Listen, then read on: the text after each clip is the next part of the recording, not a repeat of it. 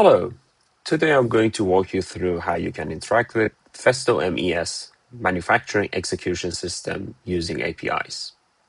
First, let's open our MES. If I navigate to master data, parts, and production parts, I can observe all of the parts I've created. Here you can see the parts 3000, which is associated with work plan 3000. And now if I go to the work plans, I can see my work plan 3000s. And there are four different resources, four different stations added to this work plan. Now I can go to the order management, and under order management, I can see there is no current order. That means there is no order placed through MES. Now let's have a look at how we can interact with these data. To allow the MES to communicate with multiple systems like Node-RED, there is a string-based protocol like FES that we can send to MES to, for instance, place an order through. If you have a deeper look into it, the communication could come from a PC or robot. Request ID could come from a nearest station or another computer. M class and M numbers are two different categories with which we can actually identify our command. An error stage shows whether there has been an error sent to MES or not. If we go back to the MES tools and COM simulator, you can see there are a bunch of different commands that you can interact with MES directly. So you can read the data using M class 101 and M number 2.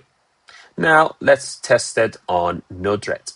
Here we can see the entire command can be wrapped as a string and can be passed to message.payload. M class and M numbers have been mentioned. That means we are going to place an order through the system. Auxiliary 1 integer shows how many order we are going to place, and part number shows which parts we are going to place an order for. Now we can use TCP requests to send the data to MES, and we can use a trigger to trigger the system. If I open my TCP, I can type the IP address of my MES. In my case, the MES has been installed on my personal computer, so I'm using localhost, and port 2000 shows that I'm going to send the data to MES. As soon as I press the inject, I can go back to my MES and observe an order has came through. There is one order with one order position. Now, if I go back to Node-RED, I can do the same, and I can see the second order came through. If I go back to my Node-RED page, I can go to my function and change the value of 1 to 5 on auxiliary 1 integer. That changes the number of quantity that we are going to place order for. So if I trigger, we can see one order with 5 different quantities of order positions came through.